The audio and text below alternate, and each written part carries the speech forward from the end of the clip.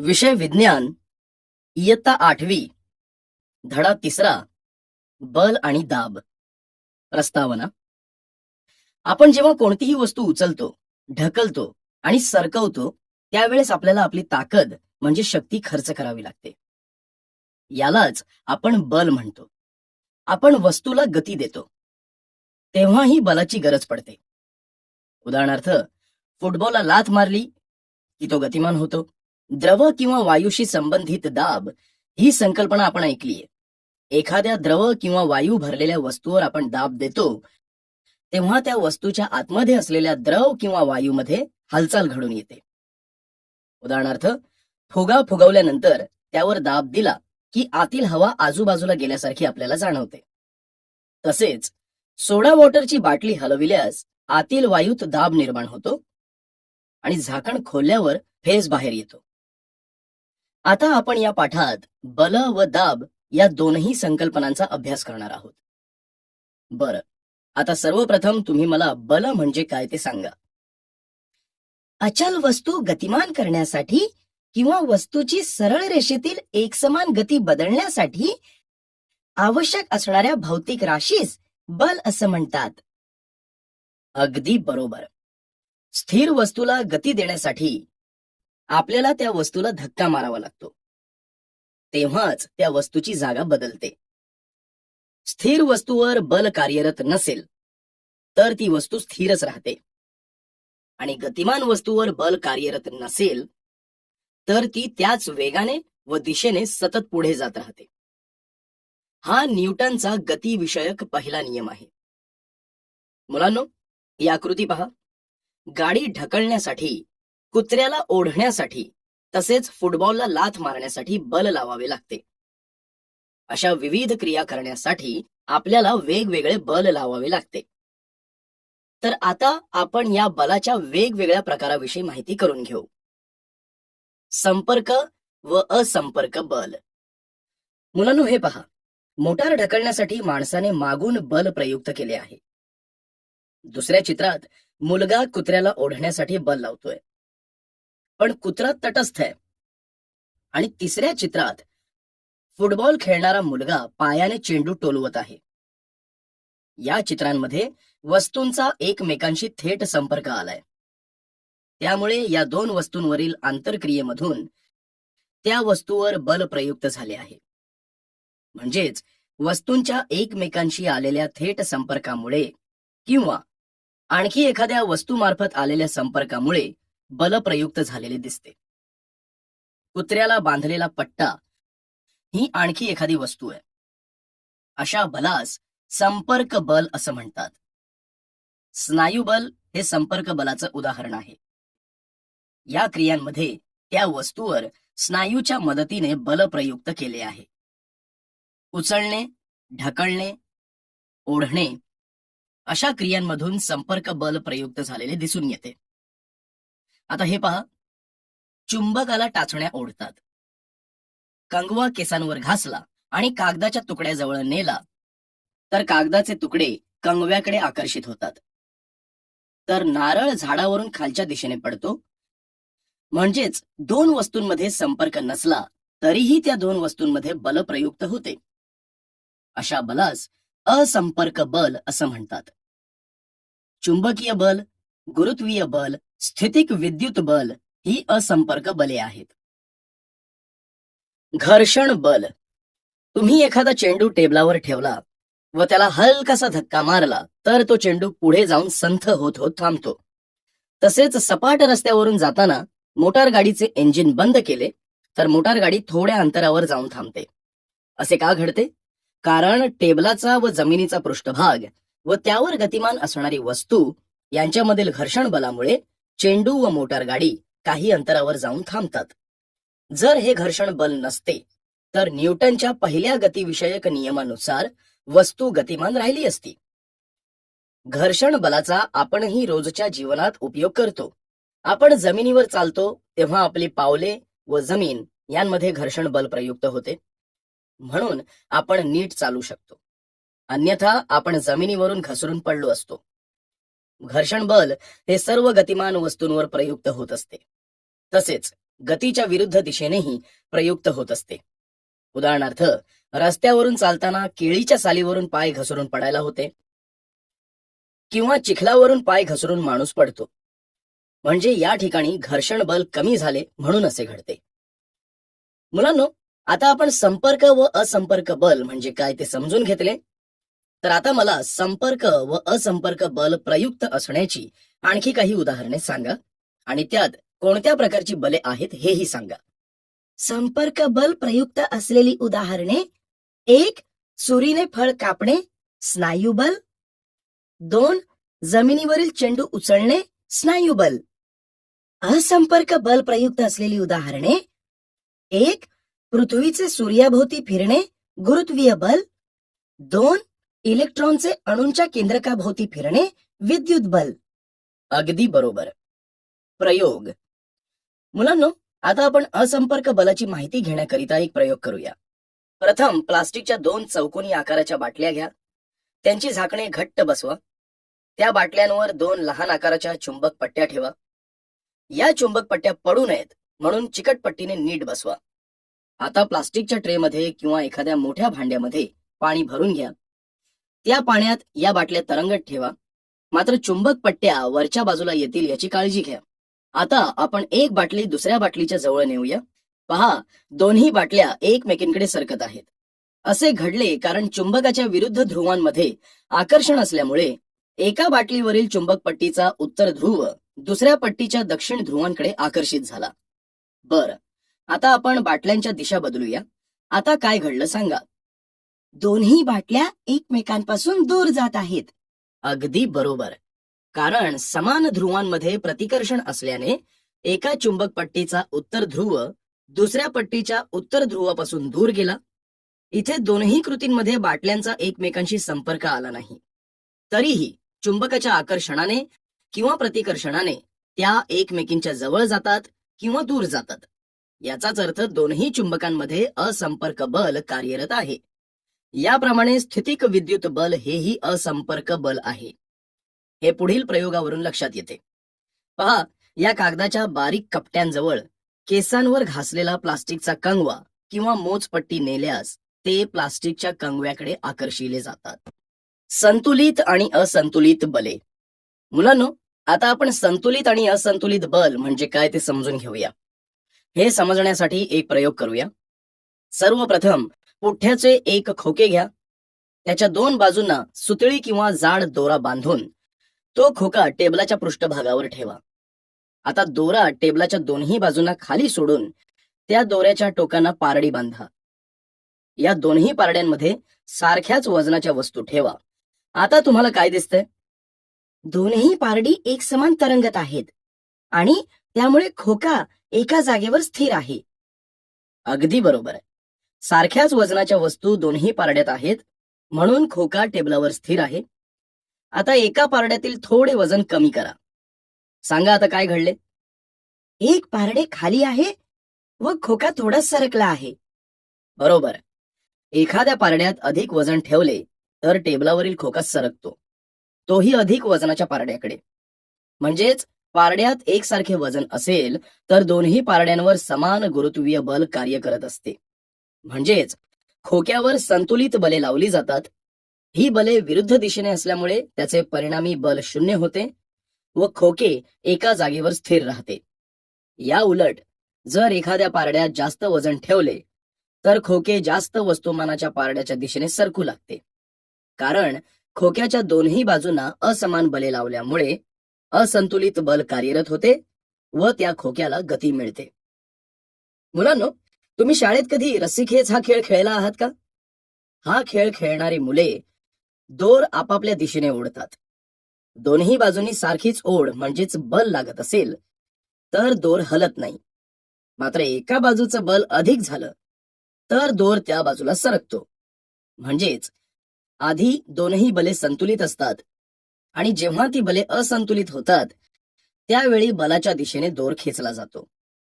मुलांनो, धान्याने भरलेला मोठा डबा एका माणसाने सरकवण्यापेक्षा 2 व्यक्तींनी एकाच दिशेने जमिनीवरून सरकवला तर सरकवणे सोपे जाते हे तुम्हाला माहित आहे. यातून तुम्हाला काय समजते? एकाच वस्तूवर दोघांनी बल लावले की ती वस्तू सहज पुढे जाते.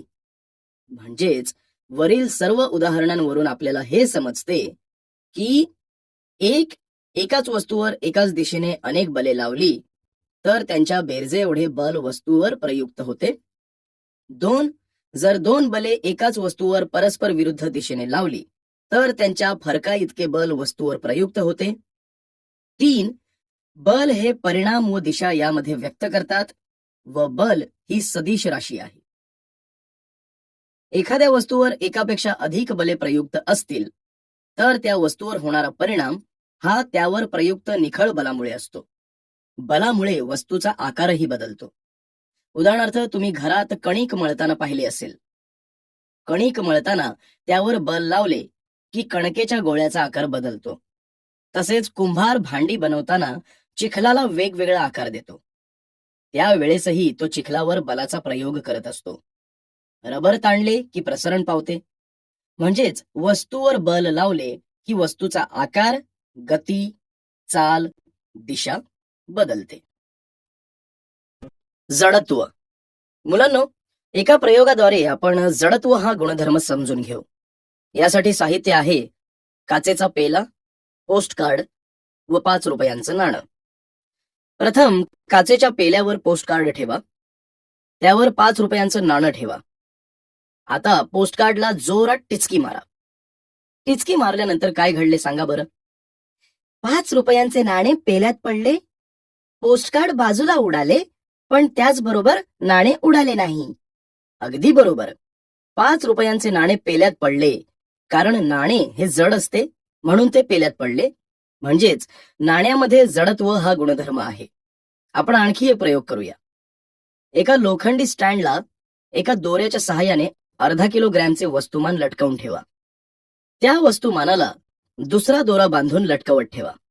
आता दुसरा दोरा झटका देऊन खाली ओढा. पहा, दुसरा दोरा तुटला पण वस्तुमान खाली पडले नाही. जड वस्तुमान हलत नाही. आता आपण दुसरा दोरा हळूहळू खाली ओढूया.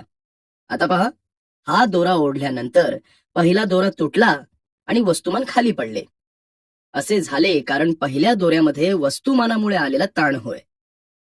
या दोन्ही प्रयोगांवरून आपल्या लक्षात येतं की वस्तू गतीच्या आहे त्याच स्थितीत राहण्याच्या प्रवृत्तीला तिचे जडत्व असे म्हणतात. ज्याप्रमाणे स्थिर वस्तू स्थिर राहते त्याचप्रमाणे गतिमान वस्तू गतिशील राहते.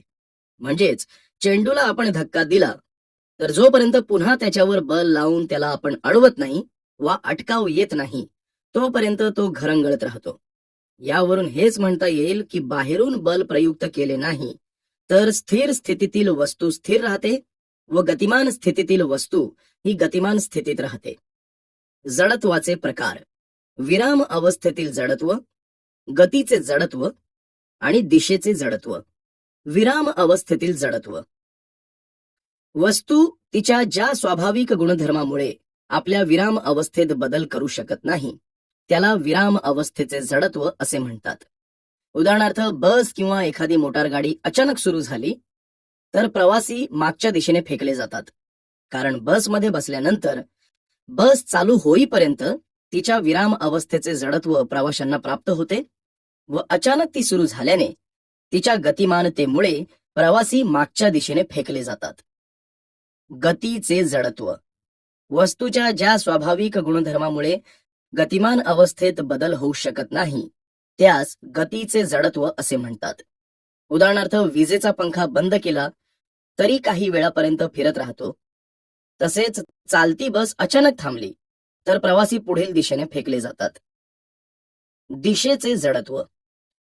वस्तूच्या ज्या स्वाभाविक गुणधर्मामुळे वस्तू आपल्या गतीची दिशा बदलू शकत नाही त्याला दिशेचे जडत्व असे म्हणतात.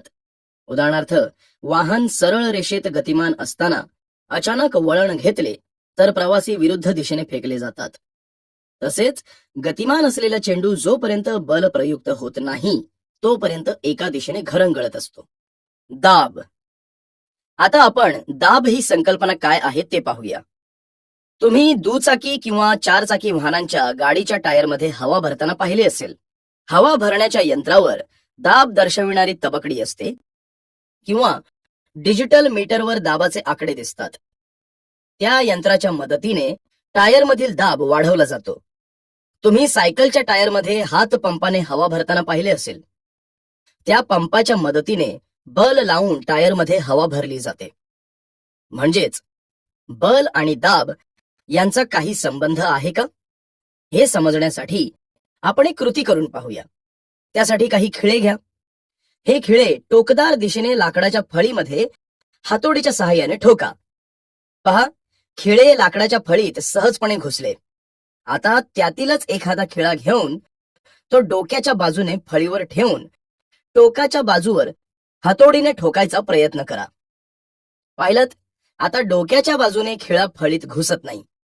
ड्रॉइंग बोर्डवर पिना टोचताना त्या सहज टोचल्या जातात. आपल्या अंगठ्याने बल लावून आपण पिना टोचू शकतो.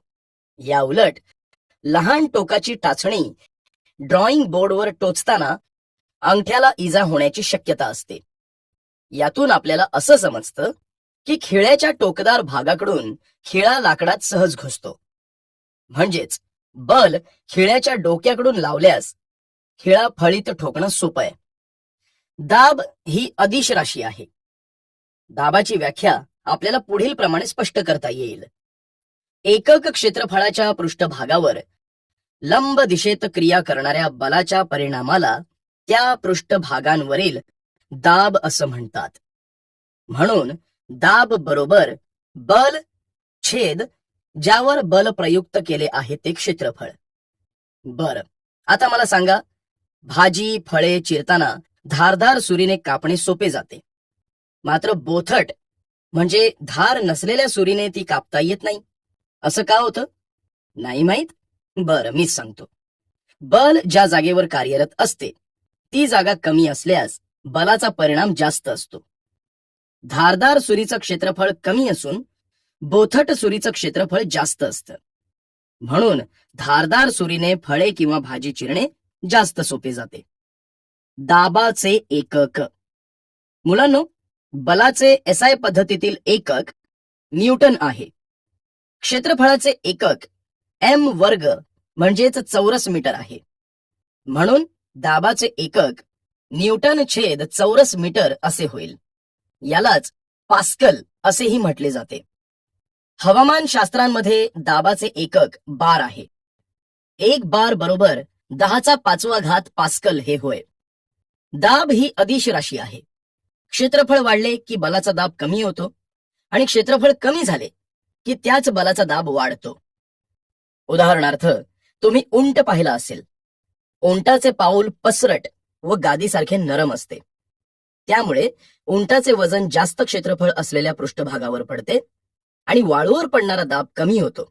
म्हणून उंटाचे पाय वाळूत घुसत नाहीत व त्याला वाळूत चालायला सोपे जाते. स्थायूवरील दाब. मुलांनो, हवेत ठेवलेल्या सर्व स्थायू पदार्थांवर हवेचा दाब असतोच. स्थायूवर जर आपण एखादे वजन ठेवले तर त्या वजनामुळे स्थायूवर दाब पडत असतो. तो दाब त्या वजनावर व वजनाच्या स्थायूवरील संपर्काच्या क्षेत्रफळावर अवलंबून असतो. आता ही बाजूची आकृती पहा. या आकृतीत तुम्हाला काय दिसून येते? पहिल्या चित्रात फळीवर वजन नाही, त्यामुळे ती फळी सपाट आहे. तर दुसऱ्या चित्रात फळीवर 4 पुस्तकं पसरवून ठेवली आहेत, त्यामुळे फळी फारशी वाकल्याचे दिसत नाही. तर तिसऱ्या चित्रामध्ये 4ही पुस्तके ही एकावर एक ठेवली आहेत, त्यामुळे पुस्तके ठेवलेला फळीचा भाग खाली वाकलाय. अगदी बरोबर. दुसऱ्या चित्रातील फळीवरील वजन हे विखुरलेले आहे, त्यामुळे फळी फारशी वाकली नाही. तर तिसऱ्या चित्रामध्ये सर्व वजन हे एकाच जागी एकवटलेले आहे, म्हणून फळी जास्त वाकली आहे. कारण दाब हा वजनावर व वजनाच्या स्थायूवरील संपर्काच्या क्षेत्रफळावर अवलंबून असतो. मुलांनो, भाजीची पाटी घेऊन जाणारी भाजीवाली बाई किंवा माणूस तुम्ही पाहिला असेल. हे लोक पाटी डोक्यावर घेऊन जातात, पाटी खाली चुंबळ ठेवतात. याचा त्यांना काय उपयोग होतो बरं? डोक्यावर भाजीची पाटी घेण्या अगोदर त्याखाली कापडाची चुंबळ ठेवल्यामुळे भाजीच्या पाटीचं वजन जास्त क्षेत्रफळावर विखुरलं जातं, म्हणजेच प्रयुक्त होतं. त्यामुळे वजन हलकं झाल्यासारखं वाटतं. अगदी बरोबर. म्हणजेच चुंबळ ठेवल्यामुळे दाब कमी होतो व पाटी डोक्यावर घेऊन जाणं सोपं जातं. बर, आता सांगा की आपण जास्त वेळ एकाच ठिकाणी उभे राहू शकत नाही, मात्र एकाच ठिकाणी 8-8 तास झोपू कसे शकतो? आपण उभे असताना आपलं वजन कमी क्षेत्रफळावर प्रयुक्त झाल्याने पायांच्या स्नायूंवरील ताण वाढतो. त्यामुळे आपण जास्त वेळ एकाच ठिकाणी उभे राहू शकत नाही. आपण झोपतो तेव्हा आपलं वजन जास्त क्षेत्रफळावर प्रयुक्त होतं. त्यामुळे स्नायूंवरील ताण कमी होतो. म्हणून एकाच ठिकाणी 8-8 तास झोपू शकतो. अगदी बरोबर. बर, सांगा बर्फावरून घसरण्यासाठी पसरट फळ्या का वापरल्या जातात? बर्फावरून घसरण्यासाठी पसरट फळ्या वापरल्यामुळे क्षेत्रफळ वाढतं व दाब कमी होतो. म्हणून फळ्या वापरल्या जातात. बरोबर. बलामुळे निर्माण होणारा दाब बल लावलेल्या पृष्ठभागाच्या क्षेत्रफळावर अवलंबून असतो. म्हणजेच क्षेत्रफळ जेवढे जास्त असतं तेवढा दाब कमी होतो. म्हणून बर्फावरून घसरायला पसरट फळ्या लागतात. द्रवाचा दाब. आता आपण एका प्रयोगाद्वारे द्रवाचा दाब समजून घेऊया. प्रथम एक प्लास्टिकची बाटली घ्या. एक रबरी फुगा ज्यावर बसेल अशा काचेच्या नळीचा साधारण 10 सेंटीमीटर लांबीचा तुकडा घ्या. त्यानंतर नळीचं एक टोक थोडंसं गरम करून बाटलीच्या तळापासून 5 सेंटीमीटरवर बाटलीत एका बाजूने दाबून आत जाईल असं बसवा. पाणी गळू नये म्हणून नळीच्या बाजूने मेण तापवून लावा. आता बाटलीत थोडं थोडं पाणी भरा. पहा, जसजसे पाणी भरत जाल तसतसा फुगा फुगत जातो. सांगा, या प्रयोगातून तुमच्या काय लक्षात आलं? जसा पाण्याचा दाब वाढला तसा फुगा फुगत गेला. बरोबर. म्हणजेच पाण्याचा दाब हा बाटलीच्या बाजूवरही पडलेला दिसून येतो. द्रवाचा दाब व पातळी.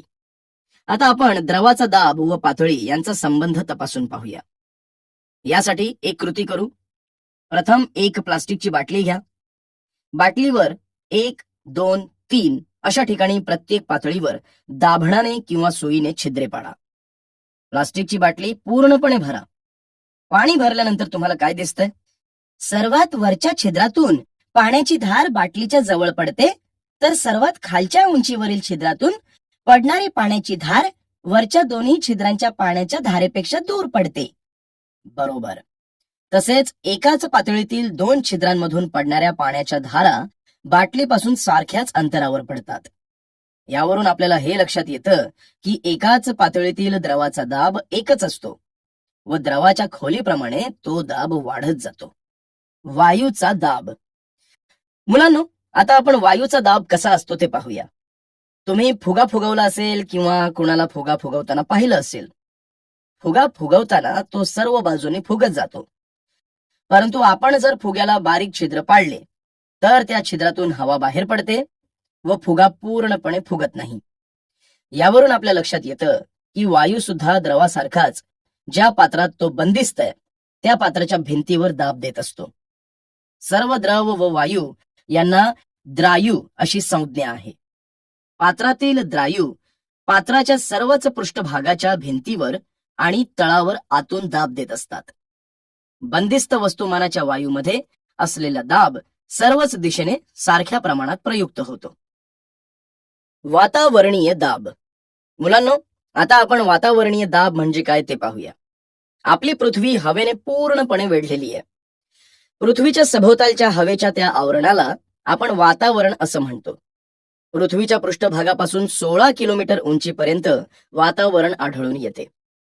त्यापुढेही सुमारे 400 किलोमीटर उंचीपर्यंत विरळ स्वरूपात हवेचे आवरण आढळून येते. हवेमुळे निर्माण झालेल्या दाबालाच वातावरणीय दाब असं म्हणतात. आता ही बाजूची आकृती पहा. आकृतीत दिसते आहे त्याप्रमाणे अशी कल्पना करा की एकक क्षेत्रफळाच्या पृथ्वीच्या पृष्ठभागावर लांबच लांब पोकळ असा दंडगोल उभा आहे. त्यामध्ये हवा आहे आणि या हवेचे वजन हे पृथ्वीच्या दिशेने लावलेले बल आहे. याचाच अर्थ असा होतो की वजन आणि पृष्ठभागाचं क्षेत्रफळ यांचं गुणोत्तर म्हणजेच हवेचा दाब होय. समुद्र सपाटीला असणाऱ्या हवेच्या दाबाला 1 अॅटमॉस्फिअर असं म्हणतात. आपण जसजसे समुद्र सपाटीपासून वर जाऊ तसा हवेचा दाब कमी कमी होत जातो. म्हणून 1 अॅटमॉस्फिअर बरोबर 101 गुणिले 10 चा 3 घात पास्कल बरोबर 1 बार बरोबर 10⁻³ मीटर बार व 1 मीटर बार एकरूप 10⁻² पास्कल. वातावरणाचा दाब हा एम बार किंवा हेक्टोपास्कल म्हणजेच HPA या एककामध्ये सांगितला जातो. वातावरणीय दाब हवेतील एखाद्या बिंदूवर सर्व बाजूंनी असतो. हा दाब कसा तयार होतो? तर एखाद्या बंदिस्त पात्रात हवा असल्यास हवेचे रेणू यादृच्छिक गतीने पात्राच्या बाजूंवर आदळतात. या आंतरक्रियेमध्ये पात्रांच्या बाजूवर बल प्रयुक्त होते. प्रयुक्त झालेल्या बलामुळे दाब तयार होतो. आपल्या डोक्यावरही वातावरणीय दाब असतो, परंतु आपल्या शरीरातील पोकळ्यांमध्ये हवा व रक्तवाहिन्यांमध्ये रक्त असते. त्यामुळे पाणी व वातावरणीय दाबाखाली आपण चिरडले जात नाही. आता ही बाजूची आकृती पहा. या आकृतीत दाखवल्याप्रमाणे समुद्र सपाटीपासून आपण जसजसे वर जातो तसा हवेचा दाब कमी होताना दिसतोय. बर, आता तुम्ही मला सांगा की 1 मीटर वर्ग पृष्ठभाग असलेल्या टेबलावर समुद्र सपाटीस 101 गुणिले 10⁻³ पास्कल इतका दाब प्रयुक्त असतो. तरी सुद्धा इतका प्रचंड दाब असूनही टेबलाचा पृष्ठभाग तुटून का कोसळत नाही? टेबलाच्या पृष्ठभागाखालूनही वरच्या दिशेने 101 गुणिले 10⁻³ पास्कल इतका हवेचा दाब प्रयुक्त असतो, म्हणून टेबलाचा पृष्ठभाग कोसळत नाही. अगदी बरोबर. अशा प्रकारे आपण वातावरणीय दाब कसे कार्य करतो ते समजून घेतले आहे. प्लावक बल. मुलांनो, आता आपण प्लावक बलाविषयी माहिती अभ्यासूया. प्लावक बल ही संकल्पना समजून घेण्यासाठी सर्वप्रथम आपण एक प्रयोग करूया. प्रथम एक प्लास्टिकची रिकामी हलकी बाटली घ्या. त्या बाटलीचं झाकण घट्ट लावून घ्या. आता ही बाटली पाण्यात टाका आणि सांगा काय झालं? सर, बाटली पाण्यावर तरंगत राहिली. बरोबर. प्लास्टिकची घट्ट झाकण बसवलेली रिकामी बाटली पाण्यावर तरंगत राहते. आता ही बाटली पाण्यात ढकलून खाली जाते का ते पहा. सर, बाटली आपण पाण्यात खाली ढकलली तरी ती परत वर येऊन तरंगत राहते. बरोबर. अशाच प्रकारे आपण प्लास्टिकचा पोकळ चेंडू घेतला व तो पाण्यात बुडवला तरीही तो तरंगतच राहणार. आता ही प्लास्टिकची बाटली पाण्याने काठोकाठ भरा आणि घट्ट झाकण लावून पाण्यात सोडा. सांगा आता तुम्हाला काय दिसलं? सर, ही बाटली पाण्याच्या आतमध्ये तरंगताना दिसते आहे. अगदी बरोबर. या दोन्ही प्रयोगांवरून आपल्याला हे लक्षात येतं की प्लास्टिकची रिकामी बाटली किंवा चेंडू पाण्याच्या पृष्ठभागावर तरंगताना दिसतात, तर पाण्याने भरलेली बाटली पाण्याच्या आत तरंगताना दिसते. ती पूर्णपणे पाण्यामध्ये बुडत नाही आणि पाण्याच्या वरही येत नाही. म्हणजेच पाणी भरलेल्या बाटलीवर खालच्या दिशेने प्रयुक्त गुरुत्वीय बल म्हणजेच FG त्या विरुद्ध वरच्या दिशेने प्रयुक्त अशा बलाने म्हणजेच FB ने संतुलित झालेले असणार. हे बल बाटलीच्या सभोवतालच्या पाण्यातून उद्भवलेले असणार. यावरून प्लावक बलाची व्याख्या आपण पुढील प्रमाणे करू शकतो. पाण्यात किंवा अन्य द्रवात किंवा वायूत असलेल्या वस्तूवर वरच्या दिशेने प्रयुक्त बलाला प्लावक बल म्हणजेच FB असं म्हणतात. बोटांनी दाबून पाण्याच्या तळाशी नेलेला लाकडी ठोकळा किंवा रिकामी प्लास्टिकची बाटली बोट काढताच उसळी मारून पाण्याच्या पृष्ठभागाशी येतात. म्हणजेच पाण्यात बुडालेल्या ठोकळ्यावर किंवा रिकाम्या प्लास्टिकच्या बाटलीवर कार्य करणारे पाण्याचे बल ठोकळ्याला वर ढकलते. या वर ढकलणाऱ्या बलालाच प्लावक बल असं म्हणतात. द्रवात बुडालेल्या वस्तूंचं आकारमान जास्त असलं की प्लावक बल अधिक असतं. प्लावक बल वस्तूच्या वजनापेक्षा कमी असलं की वस्तू पाण्यात बुडते आणि प्लावक बल वस्तूच्या वजना इतकं असलं की वस्तू द्रवाच्या आतमध्ये तरंगत राहते. प्लावक बलावर आधारित प्रश्नोत्तरे. बरं, मग आता मला सांगा, विहिरीतून पाणी वर काढताना दोराला बांधलेली बादली पाण्यात पूर्ण बुडालेली असताना जितकी हलकी वाटते त्यापेक्षा ती पाण्यातून बाहेर काढताना जड का वाटू लागते? पाणी भरलेली बादली विहिरीत असताना तिच्यावर पाण्याकडून वरच्या दिशेने प्लावक बल प्रयुक्त होते, तर बादली पाण्यातून वर आली की तिच्यावरील प्लावक बल कमी होते, म्हणून बादली जड वाटते. अगदी बरोबर. म्हणजेच बादली पाण्यात असताना बादलीवर कार्यरत एकूण बल बरोबर पाणी भरलेल्या बादलीचं वजन वजा पाण्याने प्रयुक्त केलेले प्लावक बल. हे प्लावक बल द्रायूच्या घनतेशी समानुपाती असते. तसेच हवेची घनता पाण्याच्या घनतेपेक्षा खूप कमी असते.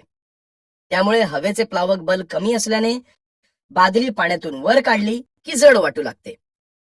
आता आपण एक अॅल्युमिनियमचा लहान आकाराचा पातळ पत्रा एका बादलीत पाणी घेऊन त्यामध्ये हलकेच बुडवू. यात तुम्हाला काय आढळून आले ते सांगा. अॅल्युमिनियमचा पत्रा पाण्यात बुडतो. अगदी बरोबर. पत्र्याची घनता पाण्यापेक्षा जास्त असते, त्यामुळे पत्रा पाण्यात बुडतो. बरं, आता हा पत्रा वाकवून एक लहानशी बोट तयार करूया. आता ही बोट आपण पाण्यावर सोडूया. ही बोट पाण्यावर सोडल्यावर तुम्हाला काय आढळून आलं बरं? बोट पाण्यावर तरंगताना दिसते. अगदी बरोबर. त्या पत्र्याची बोट बनवल्यानंतर ती बोट पाण्यावर तरंगते. तुम्ही लोखंडी खिळा किंवा लोखंडाची कोणतीही वस्तू पाण्यात बुडताना पाहिली असेल. मात्र स्टीलचे मोठे जहाज हे पाण्यात न बुडता पाण्यावर तरंगते. असं का होत असेल बरं? सर, जहाजाचं आकारमान मोठं असतं. द्रवात सोडलेल्या वस्तूचं आकारमान जास्त असल्यास प्लावक बल जास्त असतं. अगदी बरोबर. द्रवात बुडविलेल्या वस्तूवर प्लावक बल प्रयुक्त होत असतं. त्यामुळे पाण्यातील बादलीचं वजन कमी झाल्याचं जाणवत असतं. तुम्ही गोड्या पाण्याच्या तलावात व समुद्राच्या पाण्यात पोहताना बऱ्याच जणांना पाहिलं असेल. मात्र गोड्या पाण्याच्या तलावापेक्षा समुद्राच्या पाण्यात पोहणं अगदी सोपं जातं. कारण समुद्राच्या पाण्याची घनता ही गोड्या पाण्याच्या घनतेपेक्षा जास्त असते. कारण समुद्राच्या पाण्यात विविध प्रकारचे क्षार विरघळलेले असतात. आता आपण एका पेल्यामध्ये पाणी घेऊया व त्यामध्ये लिंबू टाकूया. काय झालं बरं? लिंबू पाण्यात बुडालं. बरं, आता आपण या पाण्यामध्ये 2 चमचे मीठ मिसळूया. आता लिंबू पेल्यात टाकूया. आता काय झालं? लिंबू पाण्यावर तरंगलं. अगदी बरोबर. मीठ मिसळलेल्या पाण्यावर लिंबू तरंगतं. कारण मिठामुळे पाण्याची घनता वाढते. या ठिकाणी प्लावक बल हे गुरुत्व बलापेक्षा जास्त होते. प्लावक बल वस्तूचं आकारमान व द्रवाची घनता यावर अवलंबून असतं. म्हणजेच द्रवात बुडणाऱ्या वस्तूंचं आकारमान जास्त असलं की द्रवाचं त्यावरचं प्लावक बलही जास्त असतं. आणि द्रवाची घनता जितकी जास्त असते तितकं द्रवाचं प्लावक बलही जास्त असतं. मुलांनो, एखादी वस्तू ही द्रवात टाकल्यास ती वस्तू द्रवात बुडेल, वर येऊन तरंगेल की द्रवाच्या आत तरंगेल हे कशावरून ठरतं ते सांगा.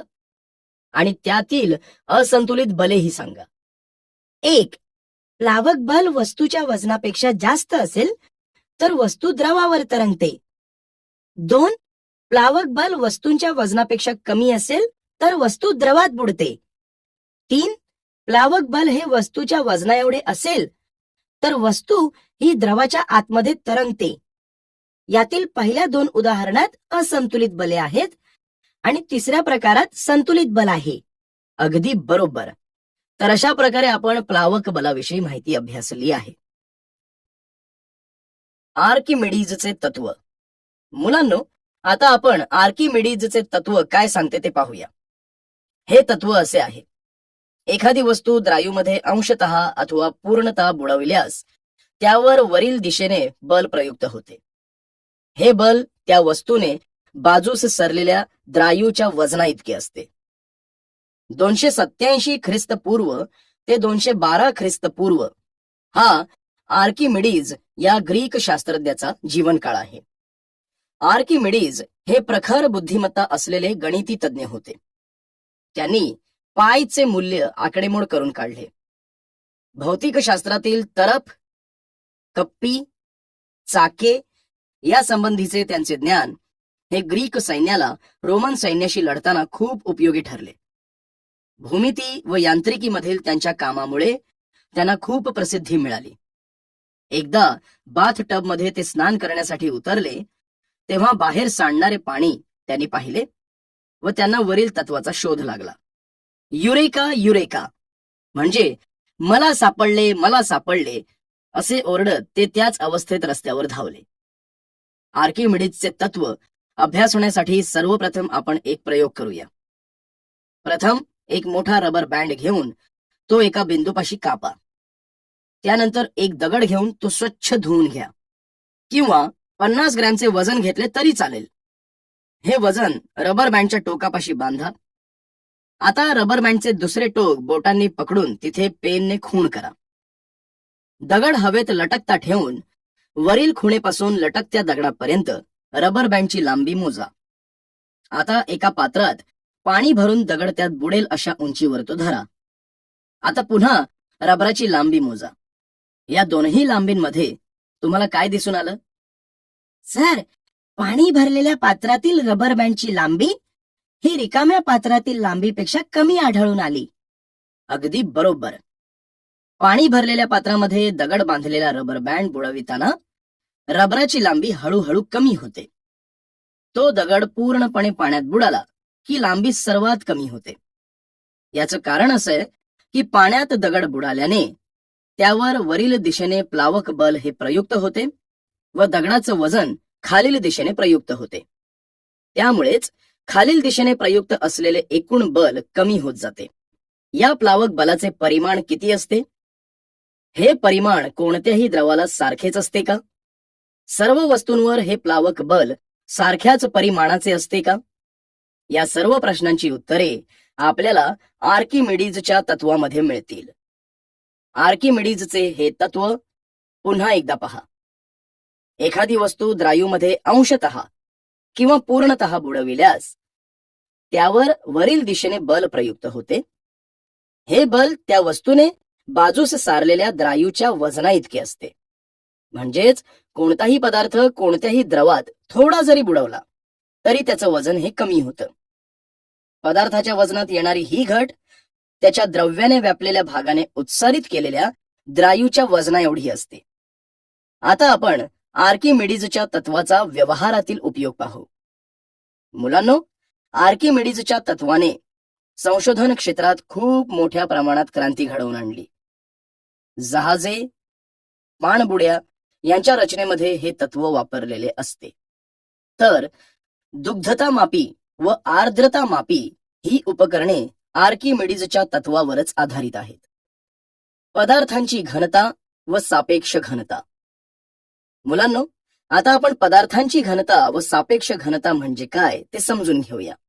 घनता म्हणजे पदार्थाचे वस्तुमान व आकारमान यामधील गुणोत्तर.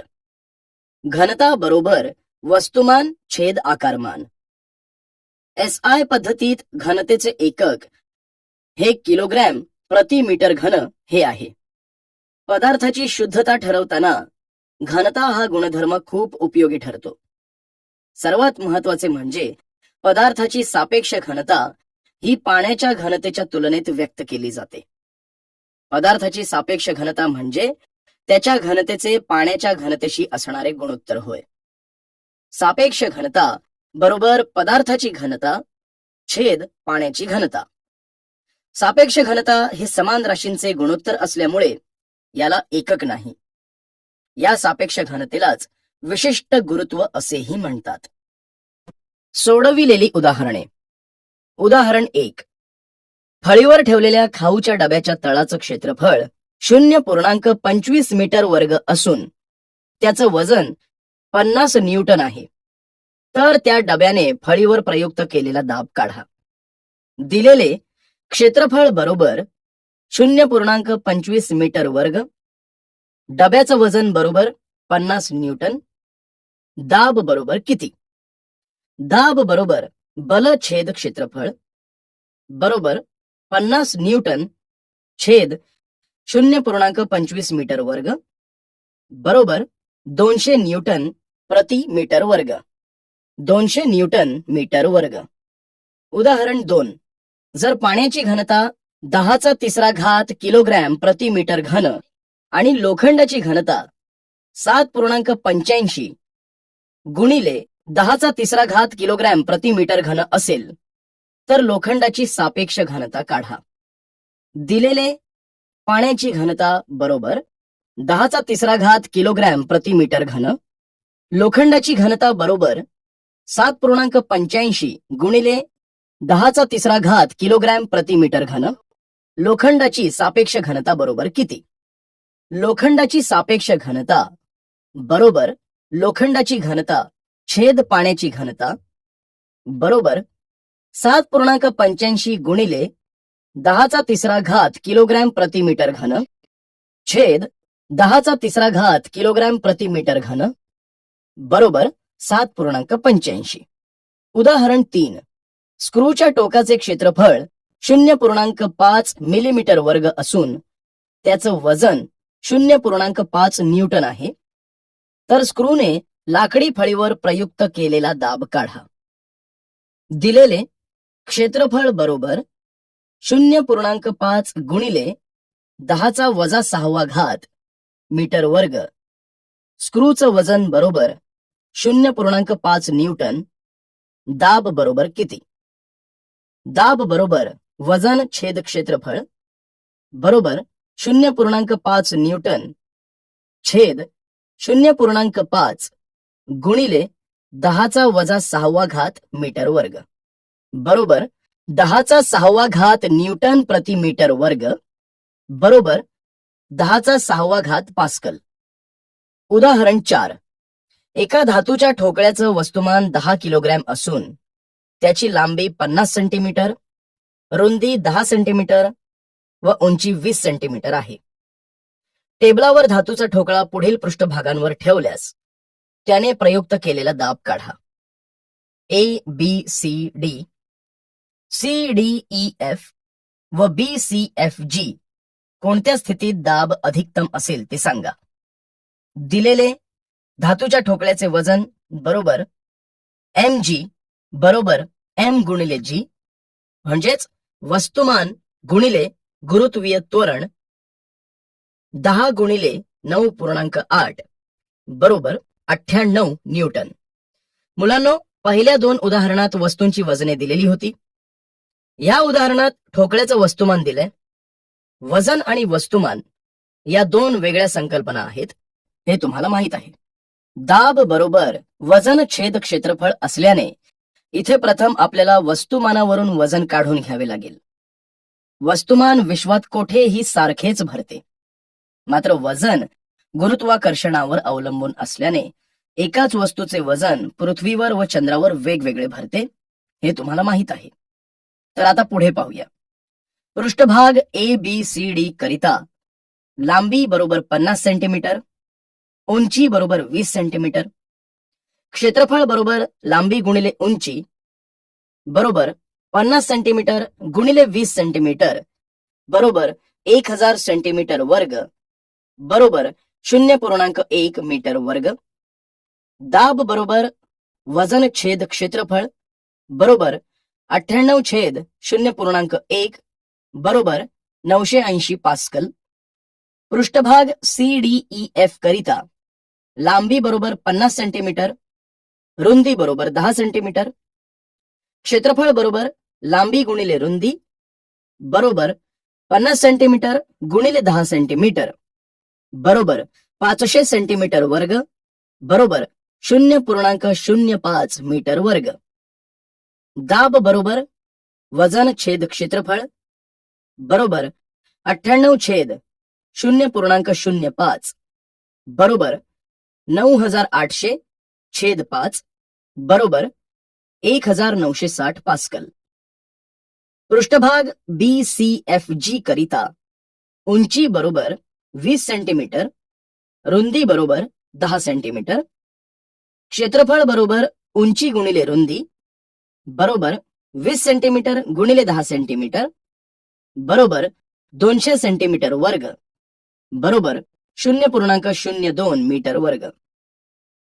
दाब बरोबर वजन छेद क्षेत्रफळ बरोबर 98 न्यूटन छेद 0.02 मीटर वर्ग बरोबर 4900 पास्कल अधिकतम दाब. उदाहरण 5. एका संगमरवरी फरशीच्या तुकड्याचं वजन हवेमध्ये 100 ग्राम आहे. त्याची घनता 2.5 ग्राम प्रति क्युबिक सेंटीमीटर इतकी असेल. तर त्याचे पाण्यातले वजन किती होईल? दिलेले हवेतील वजन 100 ग्राम, घनता 2.5 ग्रॅम प्रति क्युबिक सेंटीमीटर. म्हणून आकारमान बरोबर वजन छेद घनता बरोबर 100 ग्राम छेद 2.5 ग्रॅम प्रति क्युबिक सेंटीमीटर बरोबर 40 क्युबिक सेंटीमीटर. म्हणून आर्किमिडीजच्या तत्वानुसार पाण्यात बुडवल्यावर तुकड्याच्या आकारमाना एवढे 40 क्युबिक सेंटीमीटर इतके पाणी बाजूस सारले जाईल. या पाण्याच्या वजना इतकी म्हणजे 40 ग्राम इतकी तूट तुकड्याच्या वजनात येईल. म्हणून पाण्यातील वजन बरोबर 100 ग्राम वजा 40 ग्राम बरोबर 60 ग्राम. अशा प्रकारे आपण या पाठामध्ये संपर्क व असंपर्क बले, संतुलित व असंतुलित बले, बलाचे गुणधर्म, दाब, प्लावक बल, आर्किमिडीजचे तत्व याविषयी माहिती अभ्यासली आहे.